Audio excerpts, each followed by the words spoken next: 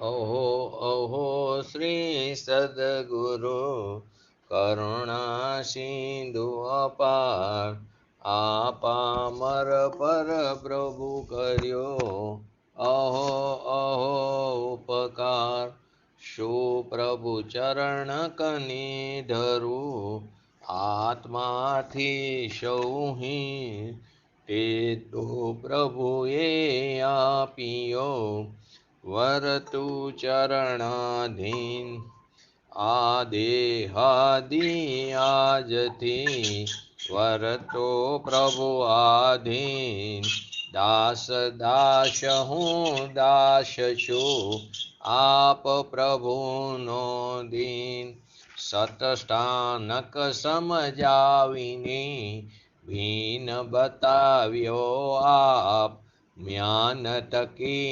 તરવારવાત એ ઉપકાર અમાપ જે સ્વરૂપ સમજ્યા વિના પામ્યો દુઃખ અનંત સમજાવ્યું તે પદ નમો શ્રી સદગુરુ ભગવંત પરમ પુરુષ પ્રભુ સદગુરુ પરમ જ્ઞાન સુખધામ જેણે આપ્યું ભાનની તેને સદા પ્રણામ દેહ છતાં જેની દશા વર્તે દેહાતીત આજ્ઞાનીના ચરણમાં હો વંદન અગણિત શ્રી કાહન ગુરુના ચરણમાં હો વંદન અગણિત શ્રી ભગવતી માતના ચરણમાં હો વંદન અગણિત નમો રિંગ ટણંગ નમો સિદ્ધણંગ નમો હૈરણમ નમો અવજણમ નમો લોહે સવ શ્રાવણમ ચતારી મંગલમ અરિહંતા મંગલમ સિદ્ધા મંગલમ શાહો મંગલમ કેવલી પંતો ધમો મંગલમ ચતારી લોગોટમાં અરિહંતા લોગોટમાં સિદ્ધા લોગોટમાં શાહો લોગોટમાં કેવલી પંતો ધમો લોગોટમાં ચતારી શરણ ભજામી અરિહંતે શરણ ભજામી સિદ્ધે શરણ ભજામી શાહો શરણ ભજામી કેવલી પંતો ધમો શરણ ભજામી ઓમ નમો અરિહંતાણમ.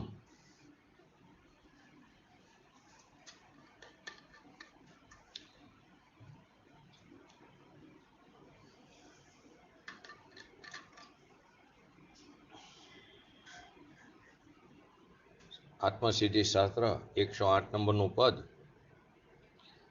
કશાયની ઉપશાંતતા માત્ર મોક્ષ અભિલાષ ભવે ખેદ અંતર દયા તે કહે જિજ્ઞાસ. એને આપણે 38 નંબરનું જે પદ હતું તે 38 નંબરના પદમાં શું હતું, એમાં શું વાક્ય વાપર્યું હતું? પ્રાણી દયા. જ્યાં અહીં અંતર દયા છે ત્યાં પ્રાણી દયા હતું. કશાયની ઉપશાંતતા માત્ર મોક્ષ અભિલાષ ભવે ખેદ પ્રાણી દયા ત્યાં આત્માર્થ નિવાસ. ત્યાં પ્રાણી દયાની વાત છે અને અહીં અંતર દયાની વાત છે. તો આની અંદર આપણે ગઈકાલે જે છેલ્લે લીધું હતું કે જે જીવ શરીરની સગવડતામાં જ રોકાઈ ગયો હોય, શરીરમાં જ એને મહત્તમ હોય, શરીરનું જ શરીરના અધિકપણામાં હોય, શરીરની સાચવણીમાં પડ્યો હોય, ખાવું પીવું પાંચ ઇન્દ્રિયોના વિષયમાં તરબોર હોય, એને આત્મા દેહાદિથી ભિન્ન છે એ વસ્તુ ગોઠે જ કેવી રીતે? ત્રણ કારમાં એને ન ગોઠે. કેમ કે એને એ પર્યાય સાથે એટલું બધું એકત્વ થઈ ગયું છે ને. શાસ્ત્રમાં ઘણા બધા એક્ઝામ્પલ છે. રાજાનું પણ એક્ઝામ્પલ છે કે એને કોઈ નિમિત્ત જ્ઞાની મુનિરાજ મળી ગયા, પૂછ્યું કે હવે હું ક્યાં જઈશ, હવે પછી મારું મરણ થાય ને હું ક્યાં જઈને પટકાઈશ? કે તું આ જ મહેલની અંદર વંદો થઈને રહીશ, તારો જન્મ વંદા રૂપે થશે આ જ મહેલમાં. તેણે બધા સૈનિકોને બોલાવ્યા. મરણનો સમય પણ નજીક આવતો હતો કે હું જેવું મારું મરણ થાય ને વંદો મળે નીકળે એ વંદાને તમે મારી નાખજો. એને વંદાની પર્યાયમાં જવું નહોતું, પરંતુ આયુષ્ય જે છે એ તો પૂરું થયા વગર છૂટકો નથી. એને વંદા તરીકે જન્મ પણ લીધો. તો જેવા સૈનિકો મારવા ગયા તો વંદો જાતો રહ્યો, દોડીને ભાગી ગયો. કેમ કે એની એ પર્યાય સાથે એટલું બધું એકત્વ હોય છે. આપણને પણ આપણી આ જે પર્યાય મેલી છે એ પર્યાય મનુષ્ય પર્યાય એની સાથે એટલું બધું એકત્વ છે. આ શરીર આદિ જે એક ક્ષેત્ર વગાય એની સાથે સંબંધ છે, એની સાથે એટલું બધું એકત્વ થઈ ગયું છે. એને કંઈક થોડું ઘણું થાય તો આપણે દુઃખી થઈ જાય છે. પરંતુ આત્મા કેવો છે? શાશ્વત છે, સુખી છે, અવિનાશ સુખ અંદર ભરેલું છે. તે તરફ દ્રષ્ટિ નથી, એ આપણી ભૂલ છે. તો એવા જીવને આત્મા દેહાદિથી ભિન્ન છે, પરથી ભિન્ન છે. રાગ દ્વેષ આદિ જે વિકારી ભાવ પોતાની ભૂલને કારણે જે ઉત્પન્ન થયા છે એનાથી જુદો છે. વાત એને કેવી રીતે બેસશે? એને ગોઠશે જ નહીં વાત. છ ખંડનો રાજા જે ચક્રવર્તી રાજા, એ પણ બહારના વૈભવ દેખાય, પુણ્યના ઠાઠ દેખાય, પરંતુ એને આત્મ સ્વરૂપની અંશે પણ સ્થિરતા છે. ચોથું ગુણસ્થાન છે, સ્વરૂપાચરણ ચારિત્ર છે. કેમ કે સર્વગુણાંશ સમ્યક્ત્વ, તો કે જ્યાં એક પણ ગુણ એટલે કે નિર્મળ પરિણમન થયું તો બધા ગુણોનું ત્યાં અંશે નિર્મળ પરિણમન થાય છે. તો આત્મ સ્વરૂપની અંશે ત્યાં સ્થિરતા છે. અંદરમાં મહાન વૈરાગ્ય દશા છે, પરંતુ એને બહારના વિષયમાં જરા પણ લોલુપતા નથી. એને પૃથ્વીના પિંડ સમાન પૂતગલના નાટક જેમ એને જાણે છે. એનો ટૂંકમાં જ્ઞાતા દ્રષ્ટા રહે છે. એનો આહાર જુઓ, એનો વિહાર જુઓ. ચક્રવર્તીનો જુઓ કે એનું આપણે એક કણિયું પણ આપણે પચાવી ન શકીએ એવો તો એનો આહાર હોય છે. એનો આહાર વિહાર, એના વૈભવના ઠાઠ એ જોઈને અથવા તો એ વાંચનારને આશ્ચર્ય થઈ જાય છે કે અમારા કરતાં તે આ 5 ઇન્દ્રિયના વિષયો વધારે ભોગવે છે. માટે તેની બહારની ઉપર દ્રષ્ટિ હોવાથી, બાહ્ય દ્રષ્ટિ હોવાને કારણે તે એવું વિચારે છે કે જ્ઞાની તો આવા જ હોય, પરંતુ તેમ નથી. તેમની ક્રિયા ઉપર દ્રષ્ટિ કરવા કરતાં એના પરિણામ, એના અંદરના પરિણામ પોતાના સ્વભાવ તરફના હોય છે. એના અભિપ્રાયમાં પડ્યું છે આ જે કંઈ છે એ તો આશ્રવ છે, બંધનું કારણ છે, સંયોગો અને મારું સ્વરૂપ ભિન્ન છે એવું એને યથાર્થપણે બેસી ગયેલું છે. પરંતુ આપણે તો બાહ્ય ક્રિયાથી એનું મૂલ્યાંકન કરીશું. એને ધર્માત્મા રાજ્યના સંયોગમાં બહારથી દેખાય, ખરેખરી રીતે તે સંયોગો સંબંધીનું પોતાનું જ્ઞાન કરે. સંયોગો સંબંધીનું જે જ્ઞાન થાય એ જ્ઞાન તો પોતાનું, એ જ્ઞાનને જ્ઞાન જાણે છે.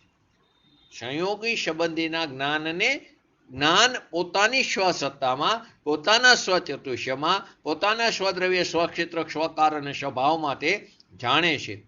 તે જ્ઞાનની શાંતિ ભોગવે છે. તે શાંતિને એને અનુભૂતિ કરે છે. એ બાહ્ય સંયોગોનો ભોગતા દેખાય બહારમાં એ ભોગતા, પરંતુ ખરેખર એ બાહ્ય સંયોગોનો ભોગતા કદી પોતાને માનતો નથી. કેમ કે એની માન્યતા સવરી થઈ ગઈ, કેમ કે અભિપ્રાય ફરી ગયો ને. તો રાજ્ય આદિ સંયોગો હોવા છતાં નથી, હોવા છતાં છે, છતાં નથી. કેમ કે તે વિતરાગ દ્રષ્ટિ ધારણ કરેલી છે, દ્રવ્ય દ્રષ્ટિવાળા છે. એમ એને અભિપ્રાયમાં યથાર્થપણે એને જતું કર્યું છે. છેલ્લે કાલે જોયું, બાહ્યથી બીજાની ચેષ્ટા આપણે જોવી છે. બીજાની ચેષ્ટા ઉપર હંમેશા લૌકિકમાં પણ એમ થાય, ઓલો શું કરે છે, આ ભાઈ શું કરે. તું તારા સામે જો ને, તારી અંદર બધું પડેલું છે, તું બીજા સામે શું કામ દ્રષ્ટિ કરે. હંમેશા આપણી દ્રષ્ટિ પર તરફ જ રહેલી છે. આપણે વારંવાર એક એક્ઝામ્પલ પણ લઈ છીએ. કેમ કે લૌકિકમાં પણ આપણે ધારો કે રિઝર્વેશન કરાવવું હોય તો આપણે ટ્રેનમાં પણ વિન્ડો સીટવાળી સીટ, પ્લેનમાં પણ વિન્ડો સીટ, બસમાં પણ વિન્ડો સીટ જોઈએ. કેમ કે બહાર જોવું ગમે છે. તો આપણે લૌકિકમાં પણ આ જ વસ્તુ કરી રહ્યા છીએ ને. અહીં પણ અત્યારે બહાર ઉપર પર ઉપર દ્રષ્ટિ છે, સ્વ તરફ ડોક્યું પણ કરતા નથી. એક સમય માટે પણ આપણે આપણા આત્મા માટે વિચાર્યું નથી. તો કે બાહ્યથી જ બીજાની ચેષ્ટા જોવી છે. રાગ અને પુણ્યમાં મોક્ષનો ઉપાય માન્યો છે. પુણ્યમાં મોક્ષનો ઉપાય માન્યો, શુભથી શુદ્ધની પ્રાપ્તિ થાય એવું માન્યું છે. કેમ કે અભિપ્રાયનું યથાર્થ એને ભાન નથી. એ નહીં હોવાને કારણે આત્મા રાગ દ્વેષથી રહિત છે, પરથી જુદો છે. તે શરીર આદિ બાહ્ય પદાર્થો જે જ્ઞેય પદાર્થો છે સમસ્ત, તેનાથી તે જુદો છે. પરજ્ઞેય પદાર્થોથી તે જુદો છે. એ એને સમજણમાં નહીં બેસે. શાસ્ત્ર કદાચ સાંભળશે તો પોતાની દ્રષ્ટિ મુજબ તે ખતવશે, પોતાની રીતે તેનું મૂલ્યાંકન, એનું ખતવણી કરશે.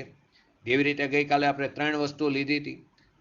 અર્યંતા ફલો, પુણ્ય ફલા અર્યંતા, સર્વધર્મ સમભાવ, અહિંસા પરમો ધર્મ. તો દરેકનો અર્થ પોતાની રીતે કરે છે. ખરેખર એનો સાચો અર્થ તે કરી શકતા નથી. શાસ્ત્રોને અર્થ કરવાની પદ્ધતિ છે.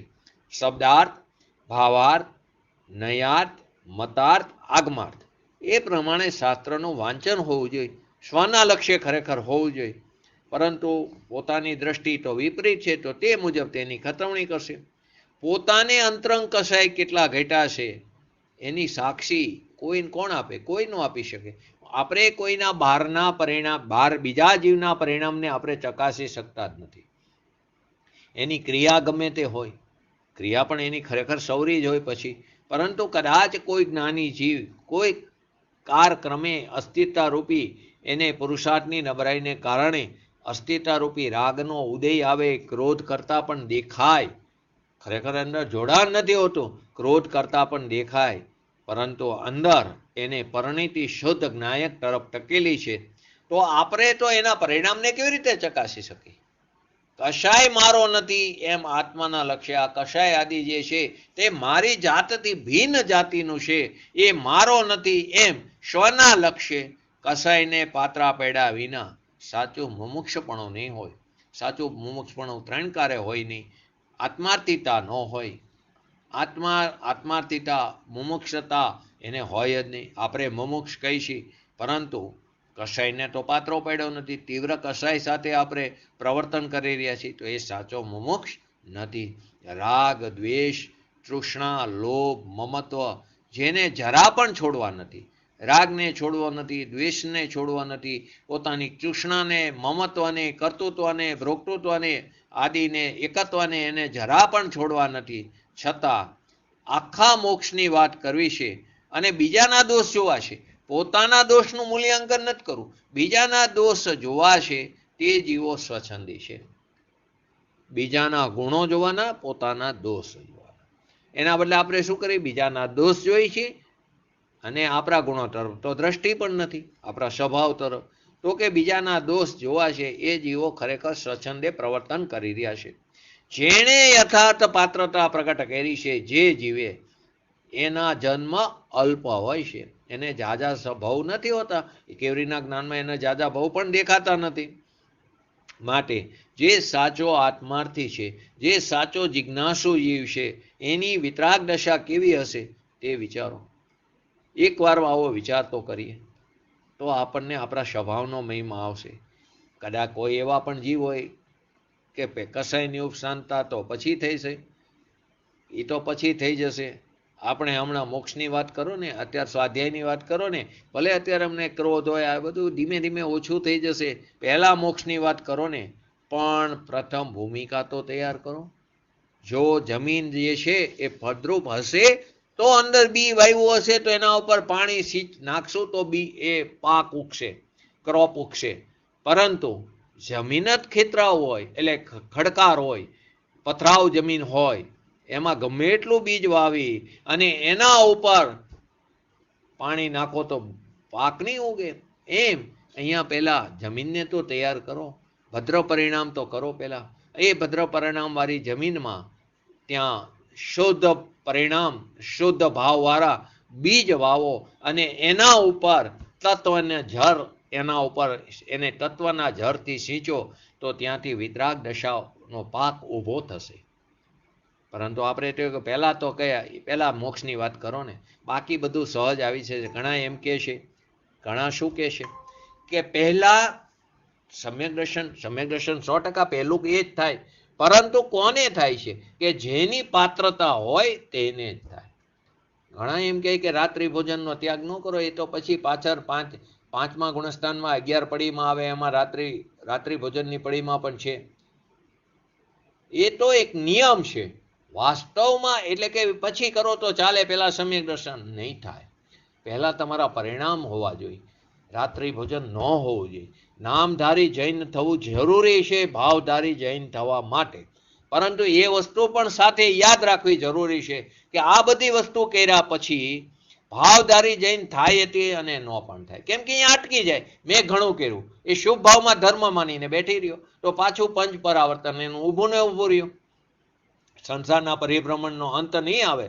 તો કે ખરેખર તો ભાવધારી જૈન થવું, પણ જે ભાવધારી જૈન છે તે નિયમથી નામધારી. આચરણ હોય ને હોય, પૂજ્ય ગુરુદેવશ્રીનું બાહ્ય આચરણ જો, આચરણ તો હોવું જોઈએ. તો પહેલાં પ્રથમ ભૂમિકા તો તૈયાર કરો, પહેલાં જમીનને તો ફળદ્રુપ કરો, પછી અંદર બી વાવો અને પછી એને તત્વનો જળથી એને સિંચો, તો વિતરાગ દશારૂપી પાક ઉગશે. સંસારમાં દેહાદિમાં સુખ બુદ્ધિ છોડીને, દેહાદિમાં સુખ બુદ્ધિ છોડીને માન આદિ કશાયનો ઘટાડો કર્યા વિના અંતરવૈરાગ હોય નહીં. સંસારમાં દેહાદિમાં સુખ બુદ્ધિ અનાદિકાળથી આપણે કરી રહ્યા છીએ. ઘણા જુઓ ને ઉંમરવાળા હોય, ગામડાના માણસો હોય, તમે જાઓ હોસ્પિટલમાં અને ગામડાનો કોઈ વડીલ માણસ આવ્યો હોય, એજેડ માણસ, અમારું શરીર તો એવું નિરોગી, અત્યાર સુધી અમે એક પણ દવાની ટીકડી નથી ખાધી. એને એના શરીરનો અભિમાન છે. અમારું શરીર એટલું મજબૂત છે, અમે જિંદગીમાં પહેલી વાર દાખલ થયા, એનો એને સંતોષ છે. કેમ? તો કે એમાં એને સુખ બુદ્ધિ માની ને. અને કોઈ એવા જ્ઞાની પુરુષ હોય, એને પ્રતિકૂળ સંયોગો હોય, શરીરના લક્ષ્ય પ્રતિકૂળ સંયોગો હોય, કોઈ એવા પ્રકારના રોગ પણ હોય, પૂર્વે કરેલા પરિણામોને આધીન છે. કેમ કે અંદર તો દેહની અંદર તો ટસુએ રોગ ભરેલા છે. ઉદયમાં આવ્યા પૂર્વે કરેલા પરિણામોને આધીન, એ અત્યારે ઉદયમાં આવે, એનું ફળ આપીને જાય છે. પરંતુ જ્ઞાની તે સમયે પણ, એ વેદના સમયે પણ પોતાના આત્મામાં મસ્ત હોય, તે સમયે પણ એ આનંદનો ભોગવટો કરે છે. દુઃખ થતું હોવા છતાં છે ને, પ્રથમ યોગમાં ઘણી બધી ઘટનાઓ છે કે મુનિરાજ અને શિયાળ પગ એનો કરડી ખાતા હોય છતાં પોતાની અંદર મસ્ત હોય, શુદ્ધ ઉપયોગમાં હોય છે. 3 કશાય ચોકડીની અભાવરૂપ વિતરાગ પરિણીતિ ધારણ કરેલી છે. એવા મુનિરાજ હોય છે, તેને બહાર ઉપર દ્રષ્ટિ નથી, અંતરંગમાં દ્રષ્ટિ છે.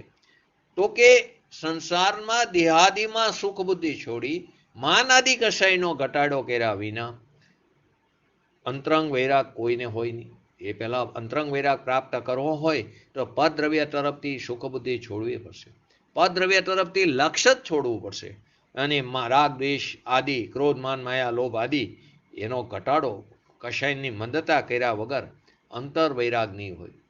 ઊંધા જીવો, ઊંધા રસ્તા ઉપર ચાલનારા જીવો એ અધ્યાત્મ શાસ્ત્ર પણ સ્વચ્છંદે વાંચી લે છે અને પોતાની દ્રષ્ટિએ તે શાસ્ત્રનો અર્થ કરે છે. અને તે અર્થ કરે એમાં જ્ઞાનીનો કોઈ દોષ નથી, આચાર્યનો કોઈ દોષ નથી. એણે પોતાની ઊંધી દ્રષ્ટિથી એના અર્થ ઊંધા કર્યા અને તે ખોટા રસ્તા ઉપર ચાલી જાય છે. માટે તો કીધું સૌથી પહેલા સત સમાગમ હોવો જરૂરી છે. માટે શું કીધું? પાત્રે પ્રભુતા પ્રગટે, પાત્ર હોવું જોઈએ, આત્રે પ્રભુતા પ્રગટે. માટે કીધું યથાર્થ મુમુક્ષોના લક્ષણ કેવા? કે ક્રોધાદિ કશાય જેના પાત્રા પડ્યા, જેના કસાય ક્રોધાદિ કશાય, ક્રોધ માન માયા લોભ આદિ એ કસાય પાત્રા પડ્યા છે. માત્ર જેને આત્માને વિશે મોક્ષ સિવાય બીજી કોઈ પણ ઈચ્છા નથી. મોક્ષ વિશે ઈચ્છા એટલા માટે કીધું કે પૂર્ણતાના લક્ષ્ય શરૂઆત. વાસ્તવમાં એ ઈચ્છા પણ એક વિકલ્પ છે. વ્યવહારથી એ નિશ્ચયથી જુઓ તો એ પણ એક વિકલ્પ છે, એ પણ ઈચ્છા નથી. સ્ટોગાનીજી વારંવાર કહેતા, મોક્ષને આવવું હોય તો આવે, સમ્યક દર્શનને પ્રાપ્ત એ પર્યાયને આવવું હોય તો આવે, મારે તો મારા આત્મામાં ઠરવું છે, એના તરફ દ્રષ્ટિ કરવી. એ પર્યાય તો એના સમયે આવ્યા વગર નહીં રહે. એની કાલઅવધિ, એની ભવિતવ્યતા, એ હોનાર એની છે, એ પર્યાયની જન્મક્ષણ છે, એ આવ્યા વગર નહીં રહે. એના તું શું કામ એવી ઈચ્છા કરીશ કે મને જલ્દી મોક્ષ થાય? મોક્ષ આવ્યા વગર નહીં રહે, ને જે ભવ છે એ ભવ થયા વગર નહીં રહે.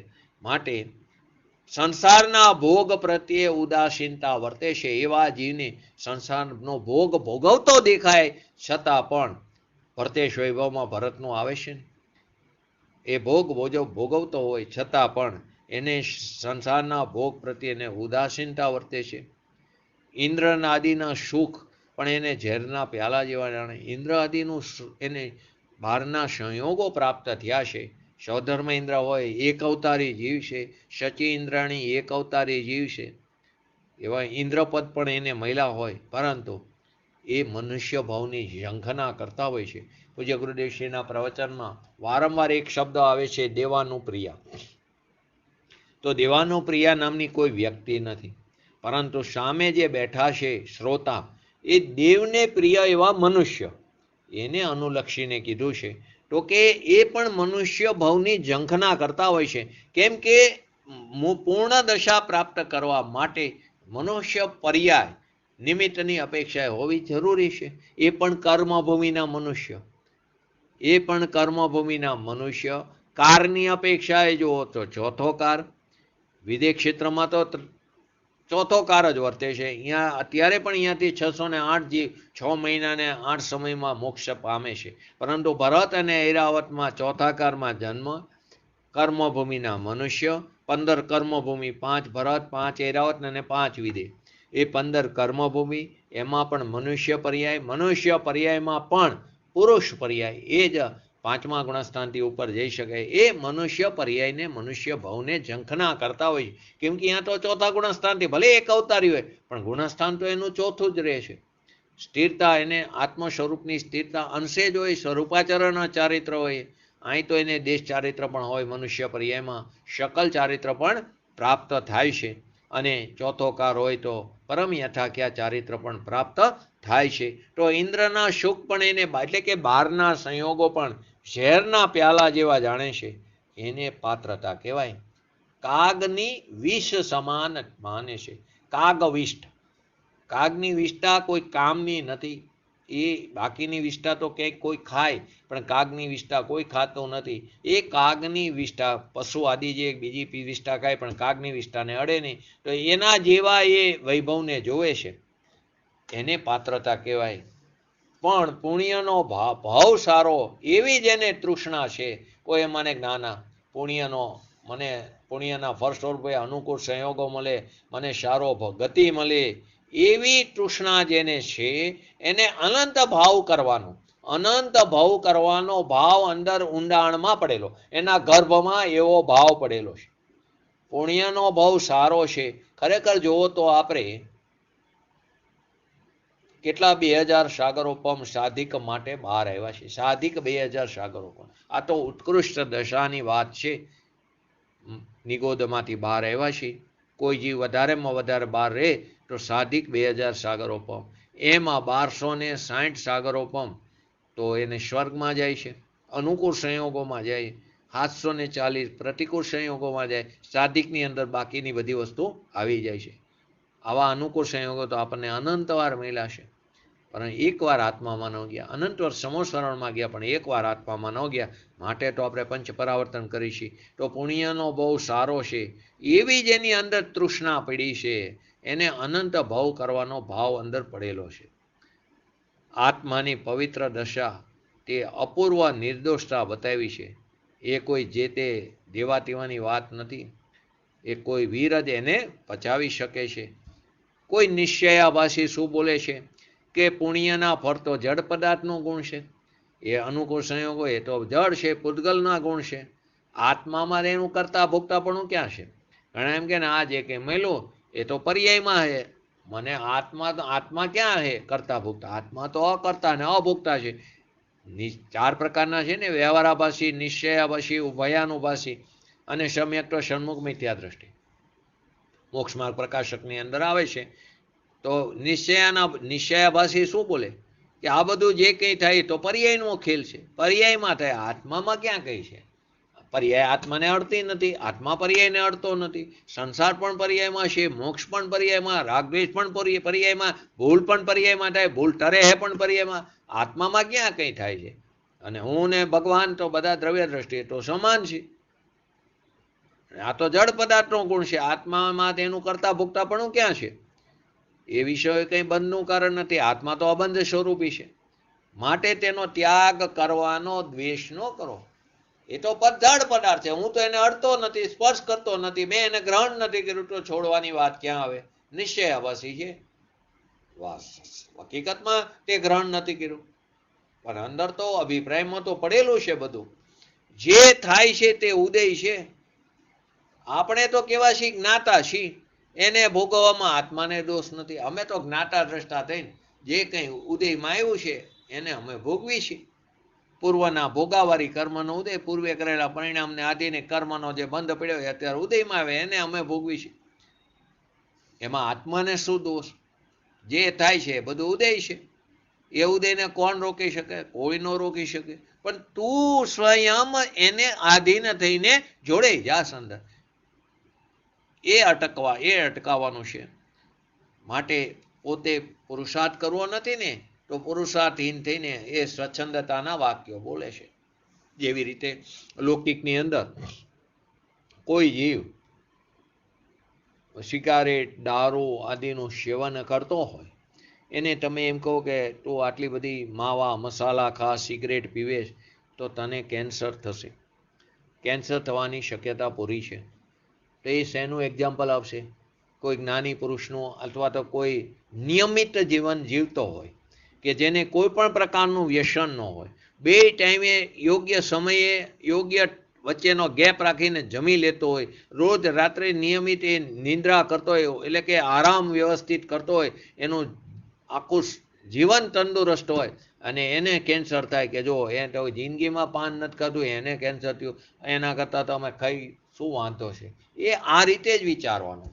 કેમ કે એને ખાવું છે ને, એમાં આ સ્વચ્છંદી જીવો પોતાની રીતે આવા જ અર્થ કરશે. કેમ કે એને એમાં પ્રવર્તન કરવું છે, પોતે પુરુષાર્થ કરવો નથી. પુરુષાર્થ તો કરે છે, પણ અવરો કરે છે, સૌરો પુરુષાર્થ કરવો નથી. માટે આવા સ્વચ્છંદતાના વાક્યો બોલે છે. એ પ્રમાણે આ નિશ્ચયાભાસમાં વર્તે તે અજ્ઞાની છે. તે કેવા છે? અજ્ઞાની છે. ધર્માત્માને પુરુષાર્થની નબળાઈથી અલ્પ કષાય પણ થાય. ધર્માત્માને પણ થાય કષાય, પણ એ અલ્પ કષાય થાય પુરુષાર્થની નબળાઈને કારણે, ચારિત્ર મોહની અને ઉદયને કારણે અસ્તિત્વ રૂપી એને પુરુષાર્થની નબળાઈથી એને અલ્પ કષાય. કે સંસાર પ્રસંગનો યોગ હોય એ જુદી વાત છે. એને સંસાર પણ હોય, ગ્રહદશા પણ હોય, વેપાર કરતા પણ દેખાય. શ્રીમદ રાજચંદ્રજી પણ વેપાર ધંધા ઉપર બેઠેલા, પૂજ્ય ગુરુદેવશ્રી પણ નાના હતા દુકાને બેઠેલા, એ દેખાય. પરંતુ એમાં એને લેશ માત્ર પણ અહમ બુદ્ધિ નથી, મમત્વ બુદ્ધિ નથી. ધર્માત્માને એની હોતી નથી. એને અહમ બુદ્ધિ પણ નથી હોતી, મમત્વ બુદ્ધિ પણ નથી હોતી. કેમ કે અંદર એકત્વ નથી ને. એકત્વ હોય તો મમત્વ થયા વગર રહે નહીં. પરંતુ એને નિત્ય પર હર ક્ષણે ક્ષણે પોતાના ચેતનાનું જેને માલિકીપણું વર્તે, સ્વામિત્વ વર્તે છે. હું મારા સ્વભાવનો માલિક છું, મારી પ્રજા અનંત ગુણો, તે મારી પ્રજા છે, એની અનંતી પર્યાય મારો દેશ છે, એવું એ વિચારી રહ્યો છે. ચૈતન્યના જાગૃતિના ભાનમાં ધર્માત્માને ચક્રવર્તી પદ પણ પ્રાપ્ત થયા હોય છતાં ઉકરડે ફૂલ પીડ્યું હોય, ઉકરડે ફૂલ હોય અને વિષ્ટા હોય એમ એ માને છે. એ પદને વિષ્ટા માને છે, અને ઉકરડે ફૂલ અને વિષ્ટા જેમ એ સરખા માને છે. ચક્રવર્તી 63 સલાકા પુરુષમાં આવે. 63 સલાકા પુરુષની અંદર કે જે નિયમથી મોક્ષે જશે, પરંતુ બધા એક પર્યાયમાં નથી જતા. 63 સલાકા પુરુષમાં કોણ કોણ આવે બોલો તો? બોલો. અમિતાબેન, જયંતિભાઈ, રશીલાબેન, સંજયભાઈ, કનકભાઈ.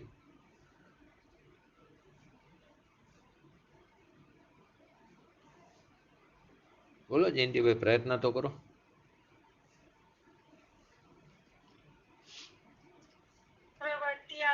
હે? નારાયણ, પ્રતિનારાયણ, ચક્રવર્તી, નારાયણ, પ્રતિનારાયણ.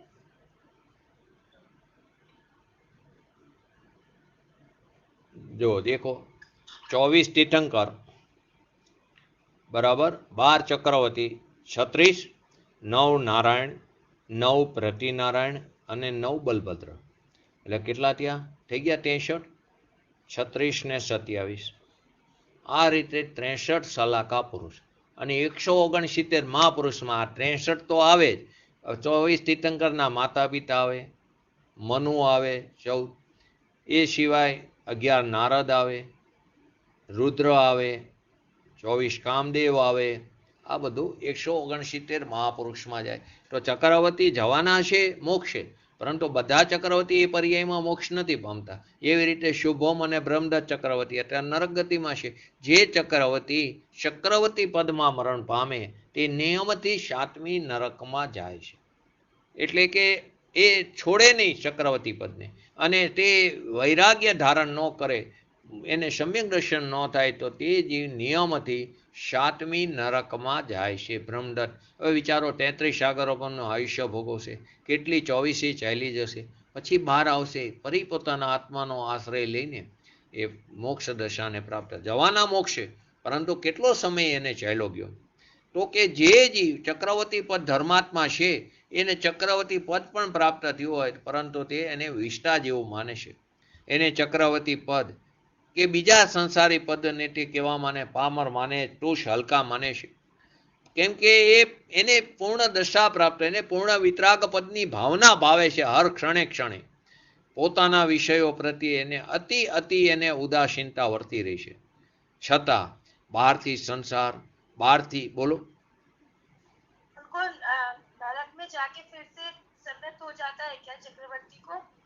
कोई चक्रवर्ती पद कोई प्राप्त कर भी लेता है। 7वीं नरक में भी असंख्यात सम्यक दृष्टि जीवो है। सम्यक दर्शन के साथ क्षायिक समकीर्ति वाले सम्यक्त्व के साथ जा सकते हैं, वो भी पहली नरक से आगे नहीं। फिर वहां जाके वो सम्यक्त्व प्राप्त कर सकते हैं। इधर एक अंतर्मुहूर्त, एक लास्ट छेले अंतर्मुहूर्त के पहले इसका सम्यक्त्व औपशमिक हो या शायोक्षमिक हो, सम्यक्त्व वम जाता है, शम जाता है। फिर वहां नरक गति में जाके फिर वहां एक अंतर्मुहूर्त के बाद फिर वो अपने स्वभाव के आश्रय से वो सम्यक्त्व प्राप्त कर सकता है। तीर्थंकर प्रकृति के बंध बांधने वाले जीव तीनों प्रकार के सम्यक्त्व वाले जीव है। साहिक सम्यक्त्व वाले को तो सम्यक्त्व के साथ जाते हैं, लेकिन औपशमिक और क्षयोक्षमिक सम्यक्त्व वाले जीव वो तीसरी नरक तक जा सकते हैं, पर सम्यक्त्व के साथ नहीं। वहां जाके एक अंतर्मुहूर्त के बाद सम्यक्त्व प्राप्त करके फिर से तीर्थंकर प्रकृति का बंध बांधने का चालू होता है। इसके वहां केवरी श्रुत केवरी की हाजिरी जरूर नहीं पड़ती, इसका सानिध्य की जरूर नहीं पड़ती। एक बार पहली बार इसको जरूर होती है निमित्त की अपेक्षा से, फिर तो वो वहां ऐसे ही वो तीर्थंकर प्रकृति का बंध बांधने का चालू हो जाता है प्रोसेस। 7वीं नरक में भी असंख्यात सम्यक दृष्टि जीव है, वहां एक अंतर्मुहूर्त के बाद वो सम्यक्त्व प्राप्त कर सकता है। लेकिन वहां इसका मरण हो के अंतर समय में एक अंतर्मुहूर्त पहले सम्यक्त्व फिर से वो चला जाता है, क्योंकि 7वीं नरक से निकलेले जीव वहां से निकल के वो जो क्रूर तिर्यंश में जन्म लेते वहां भी वो सम्यक्त्व प्राप्त नहीं कर सकते। फिर आगे की पर्याय में सम्यक्त्व अपने परिणामों के अधीन वो प्राप्त कर सकते हैं। धारो के कोई 7वीं नरक से निकल के सिंह पर्याय धारण की तो वहां सम्यक्त्व नहीं प्राप्त हो सकता। फिर वहां से निकल के वो जो भी पर्याय मिले वहां प्राप्त कर सकते हैं।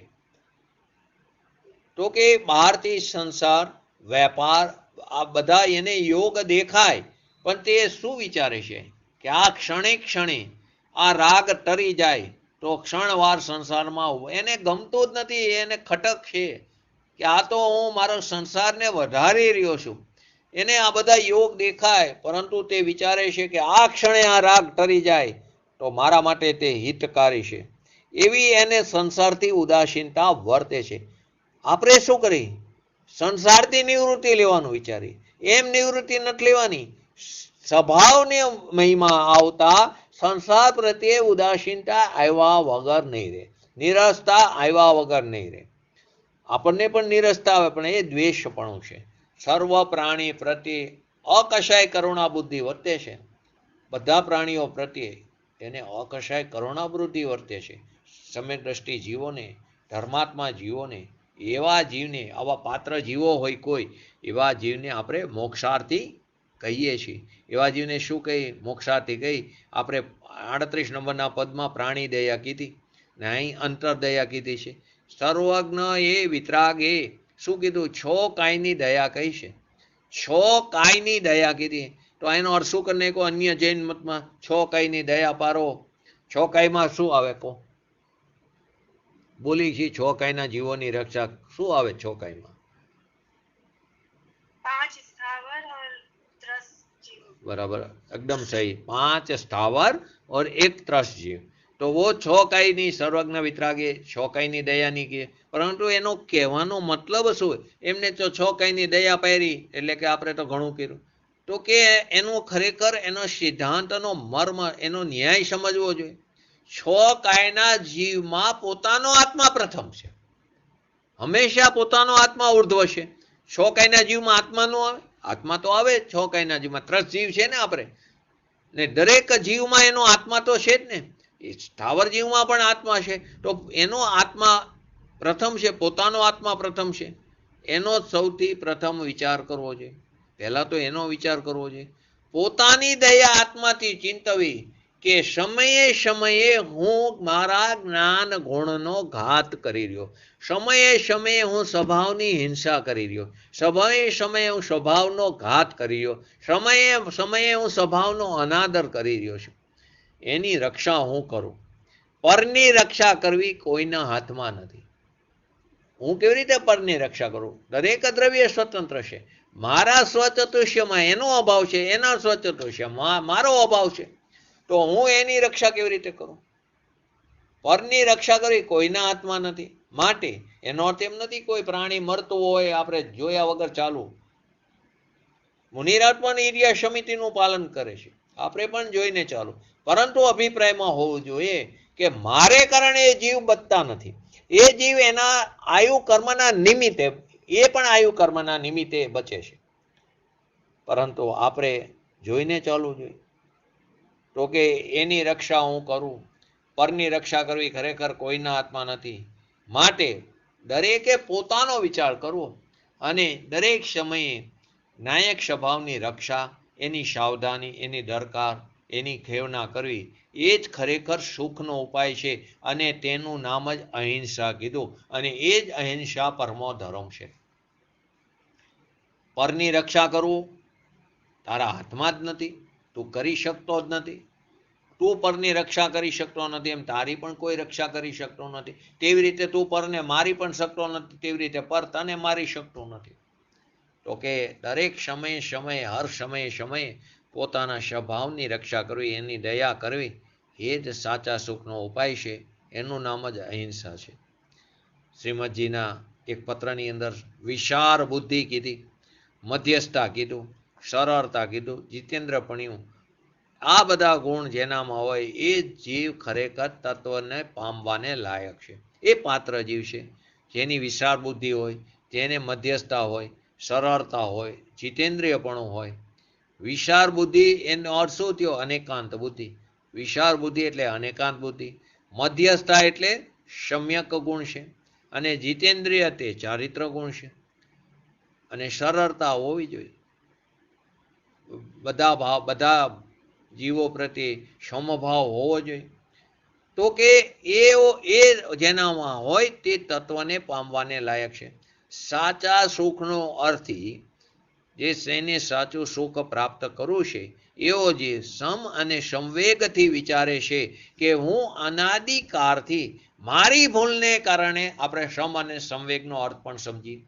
પહેલા સાચા સુખનો અર્થી સમ અને સંવેગથી વિચારે છે કે હું અનાદિકાળથી મારી ભૂલના કારણે રખડું છું. કોઈ બીજા મને રખડાવતા નથી. આપણે એમ કે શું કરીએ, અમારા એવા કરમ ફૂટલા છે કે દશા જ એવી મળી. અમને સાથે જે જીવનસાથી એ પણ એવા મળ્યા કે હું મારું કરી શકતો નથી. બહારના સંયોગો જ એવા મળ્યા, કોઈ તને અટકાવી શકતો નથી. હું મારી અનાદિકાળથી મારી ભૂલને કારણે રખડું છું. એવા અધિકારી જીવને ખરેખર પહેલી પોતાની દયા આવે, સ્વદયા આવે છે. એ સ્વદયાની અંદર ખરેખર આખા જગતની દયા આવી જાય છે. ધર્માત્મા જ ખરેખર તીર્થંકર ભગવાન થઈ શકે. જે ધર્મી જીવ, સાધક જીવ હોય એ જ તીર્થંકર થઈ શકે. અને તેમના નિમિત્તથી જગતના જે લાયક જીવ છે, પાત્ર જીવ છે, જિજ્ઞાસુ જીવ છે, એને મોટો ઉપકાર થાય છે. અને તે એમના નિમિત્તે અનંતકાળની, કેમ કે એ નિમિત્ત બને છે ને અનંતકાળથી, અનંતકાળની જે અનંત હિંસા જે પ્રવૃત્તિ રહે, હિંસા તારવાનું તે નિમિત્ત બની જાય તીર્થંકર, તીર્થને તારવા વાળા. અને એ કોણ? ધર્માત્મા થઈ શકે.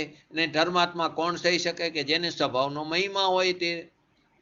તો આપણે બે શબ્દ આવ્યા, સમ અને સંવેગ. તો કે મોક્ષશાસ્ત્રની અંદર અધ્યાય પહેલાની અંદર સૂત્ર બીજું એની અંદર જાઓ તમે, એમાં સરાગ સમ્યક દ્રષ્ટિને પ્રશમાદિ ભાવો લખેલા છે. શું? સરાગ સમ્યક દ્રષ્ટિને અહીંયા પ્રશમાદિ ભાવો, એનો અર્થ શું થયો? સમ્યક દ્રષ્ટિ જે જીવ છે એને રાગ સાથે જોડાણ થાય, અનિત્યપૂર્વકનું જોડાણ થાય, ત્યારે એને 4 પ્રકારના શુભ ભાવ હોય છે.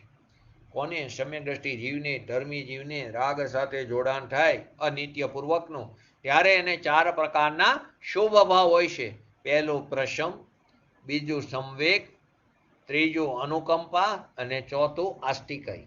આપણે એકવાર લીધેલું છે. તો કે પ્રશમ કોને કીધું? પ્રશમ એટલે ક્રોધ, માન, માયા, લોભ સંબંધી રાગ દ્વેષ આદિનું મંદપણું.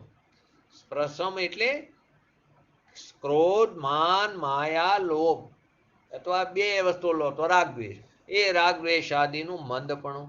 સંવેગ એટલે સંસાર એટલે કે વિકારી ભાવનો ભય, વિકારી જે ભાવ છે એનો ભય. અનુકંપા એટલે પોતે અને પર એમ સર્વ પ્રાણીઓ પર દયાનો પ્રાદુર્ભાવ. અને આસ્તિકય એટલે જીવાદી તત્વોનું જેવું અસ્તિત્વ છે તેવું આગમ અને યુક્તિ વડે માનવું, એને આસ્તિકય કીધું. તો સરાગ સમ્યક દ્રષ્ટિને આ 4 પ્રકારના રાગમાં જોડાણ હોય છે. તેથી એ 4 જીવોને ઉપચારથી સમ્યક દર્શનના લક્ષણ કહેવામાં આવે. ઉપચારથી જીવને સમ્યક દર્શન ન હોય તો આ શુભ ભાવોને પ્રથમાભાસ કહેવાય, સંવેગાભાસ કહેવાય, અનુકંપાભાસ કહેવાય અને આસ્તિક્યાભાસ કહેવાય. પ્રશમ આદિ સમ્યક દર્શનના ખરા નિયમ લક્ષણ નથી, એટલે ઉપચારથી લક્ષણ જેમ કીધું કે એનું ખરું લક્ષણ તો પોતાના શુદ્ધાત્માની પ્રાપ્તિ છે. તો અનાદિ મિથ્યા દ્રષ્ટિને જે જીવ છે ખરેખર એને તો ઉપશમિક સમ્યક દર્શન થતા મિથ્યાત્વ અને અનંતાબંધીની 4 એમ 5 પ્રકૃતિ ઉપશમ રૂપે હોય છે. અને તેને સમ્યક દર્શન થાય પછી એ સમ્યક દ્રષ્ટિ જીવ હોય ને રાગ સાથે જોડાણ થાય ત્યારે એને 4 પ્રકારના આવા શુભ ભાવ હોય છે. એ વાત અહીંયા બતાવી છે. તો કે શમ અને સંવેગથી વિચારે કે હું અનાદિકાળથી મારી ભૂલને કારણે રખડી રહ્યો છું. અનુકંપા 2 પ્રકારે છે. અનુકંપા જે છે એ 2 પ્રકારે, પોતે અને પર પ્રાણીઓ, સર્વ પર પ્રાણીઓ પ્રત્યે જે પ્રાદુર્ભાવ છે, દયાભાવ છે, તે અનુકંપા 2 પ્રકારની છે. પહેલી જે છે તે અકસાય અને બીજું જે છે સકસાય. અનુકંપાના 2 પ્રકાર કીધા, એક અકસાય અને બીજું શકસાય. તો બહારના પ્રાણીની દયા એ ઉદયભાવ, મનના શુભ રાગ સંબંધી એ તો પુણ્ય પરિણામ છે. આપણે કોઈ કીડી મકોડો જતો હોય જોઈને ચાલી, એ શુભ ભાવ છે. કશાયની મંદતા હોય તો તે બહારના પ્રાણીની દયા એ તો ઉદય ભાવને અનુલક્ષીને છે. એ મનના શુભ રાગ સંબંધી માટે તે પુણ્ય પરિણામ છે. એ નિજ ગુણને, પોતાના સ્વભાવને લાભ કરતા નથી. એ જરાય આપણા માટે હિતકારી નથી, લાભ નથી કરતો. એનાથી તો વધીને પુણ્યનો બંધ પડે છે, પણ છે તો સંસારનું પરિભ્રમણ ચાલુ રહે છે.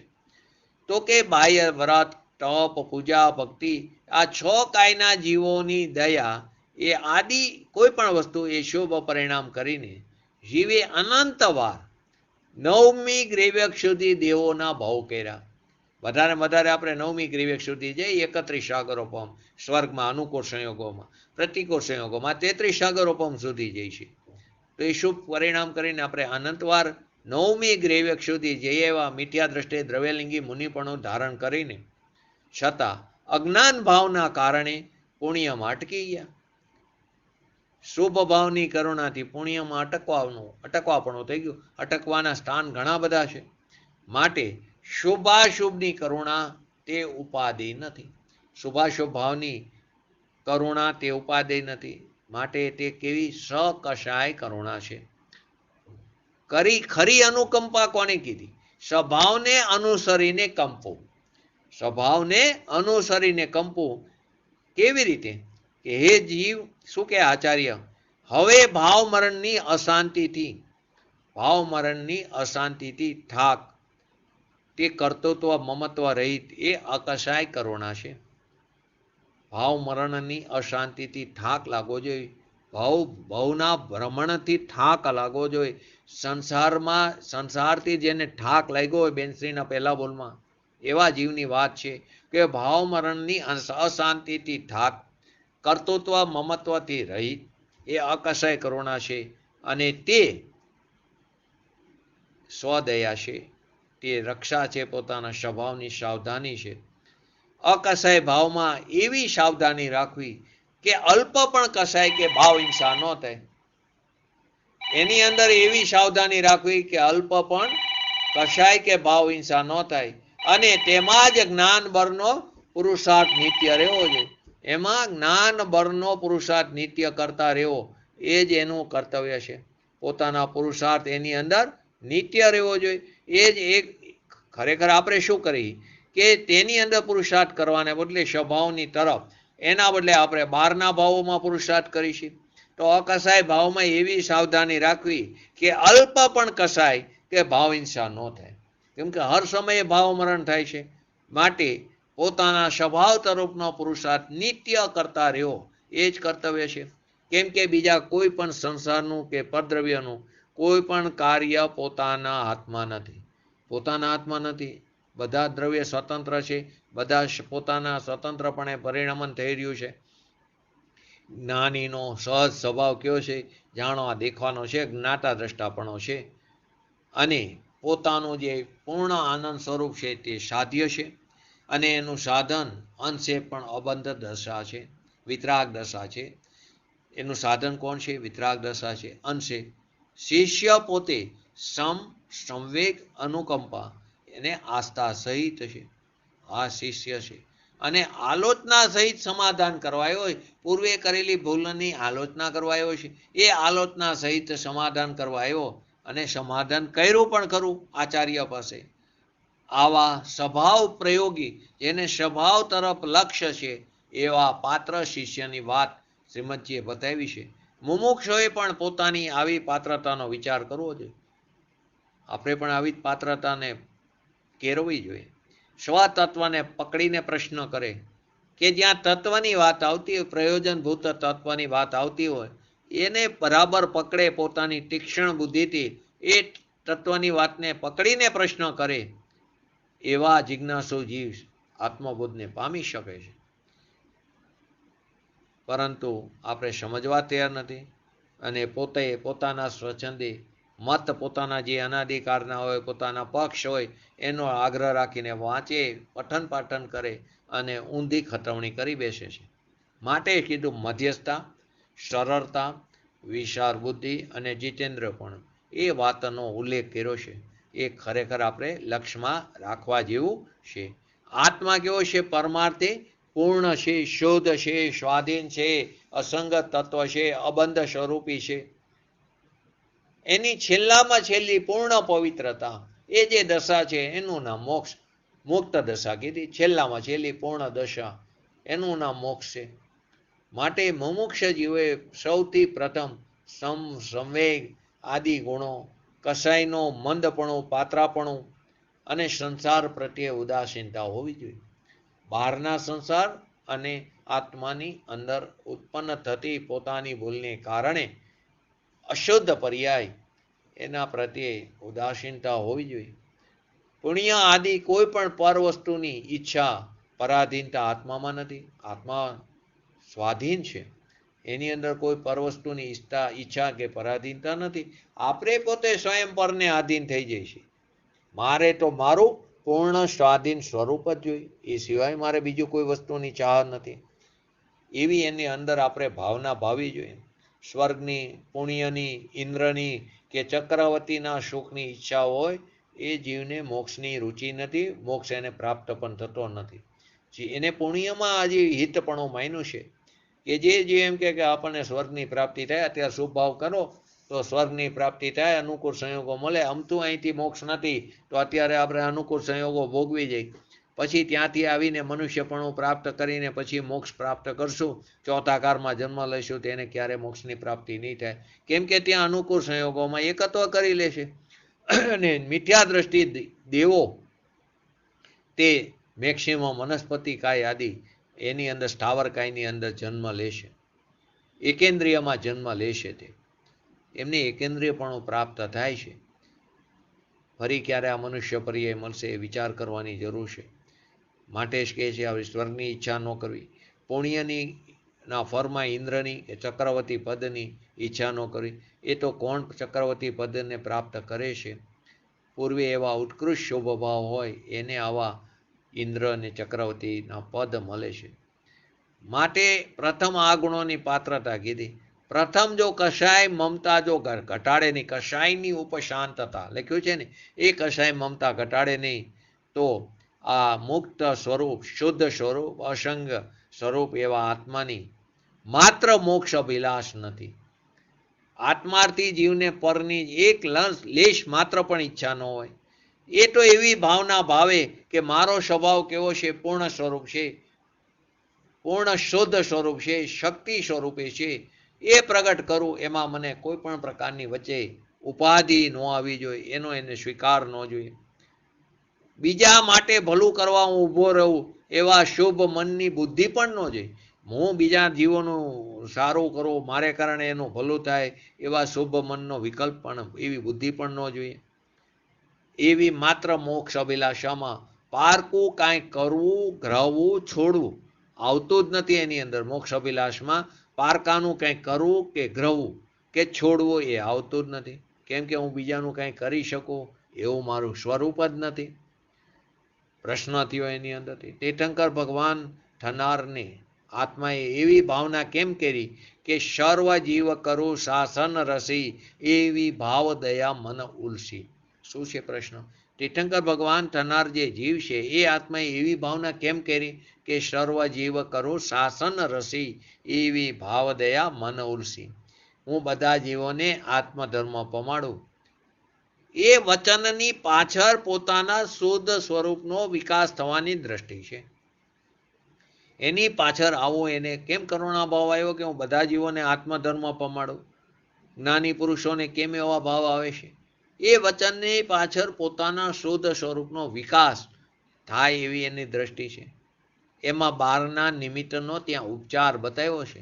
હું પરને આમ કરી દઉં એવી ઈચ્છાને કોઈ ઠીક માનતા હોય, એનો અર્થ એમ થાય કે જ્યાં સુધી પરજીવો ધર્મ ન પામે ત્યાં સુધી હું મારા સ્વરૂપમાં સ્થિર ન થઉં, પવિત્ર ન થઉં, એટલે મારે મારો મોક્ષ ન કરવો, એમ થયું.